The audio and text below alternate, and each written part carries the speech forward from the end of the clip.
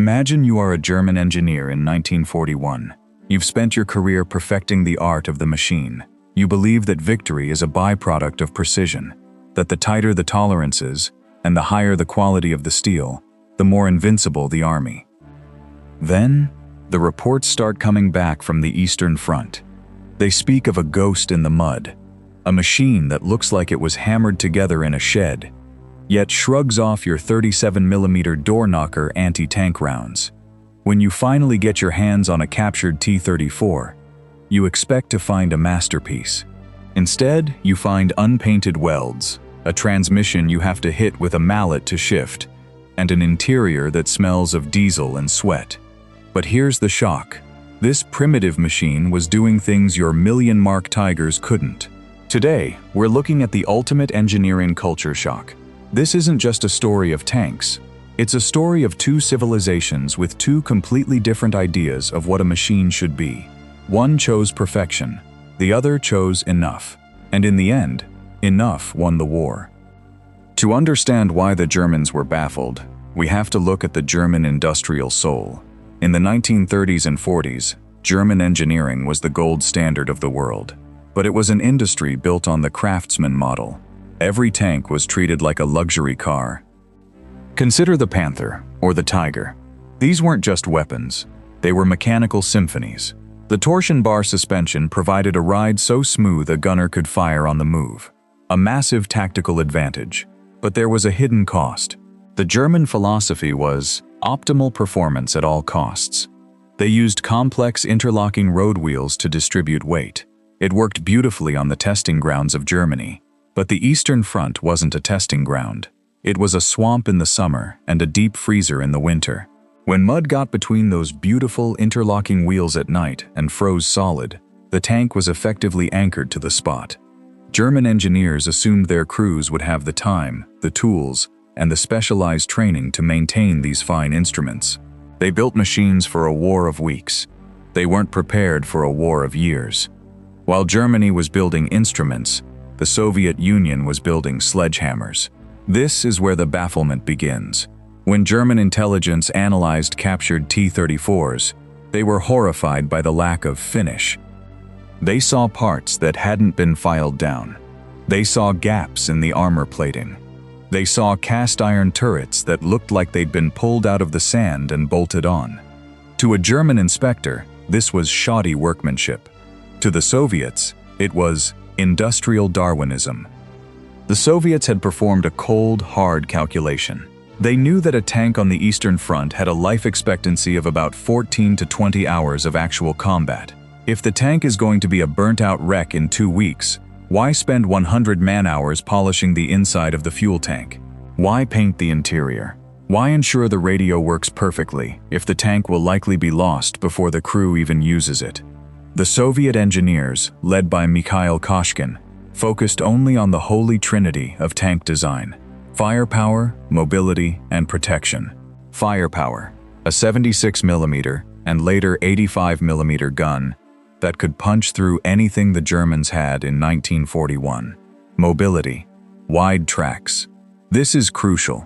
While German tanks were digging their own graves in the Russian Rasputitsa, the season of mud, the T-34 floated on top of it.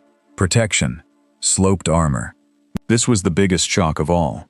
By angling the steel, the Soviets effectively doubled the thickness of the armor without adding a single pound of weight. German engineers were baffled because they saw crude as bad. They didn't realize that in total war, crude and functional is a feature, not a bug. To understand how this simplicity won, we have to look at Tankograd. When the Nazis invaded, the Soviets didn't just fight. They moved their entire industrial base. They dismantled thousands of factories, put them on trains, and moved them thousands of miles east into the Ural Mountains. In these cities of tanks, they streamlined production to a degree that would have made Henry Ford blush. Because the T-34 was so simple, it could be built by unskilled labor, thousands of women and teenagers who had never seen a factory before 1941. While Germany was hand-fitting parts for a few hundred Tigers, the Soviets were pouring out T-34s by the tens of thousands. The simplicity wasn't just about the machine, it was about the system. The T-34 was designed to be built in a factory with a dirt floor, by people who were starving, in temperatures below zero. That is a level of ruggedness German engineering simply couldn't comprehend. There's a famous engineering principle called KISS, keep it simple, stupid. The Soviets were the masters of this. One of the most baffling things for the Germans was the T-34's engine, the V2 diesel. Most German tanks ran on high-octane gasoline. Gasoline is volatile. It catches fire easily. Diesel is much safer. Furthermore, the V2 was an aluminum block engine. It was light, powerful, and incredibly reliable. But here's the kicker. The T-34's transmission was notoriously difficult. It was so stiff that drivers often kept a heavy mallet next to the seat, just to hammer the gear lever into place. To a German engineer, this was an embarrassment. But to a Soviet commander, it didn't matter. As long as the tank moved forward and the gun fired, the mission could be completed. The Germans tried to respond with the Panther. They tried to copy the T-34's sloped armor and wide tracks. But they couldn't help themselves. They still filled the Panther with complex, fragile final drives and a finicky engine.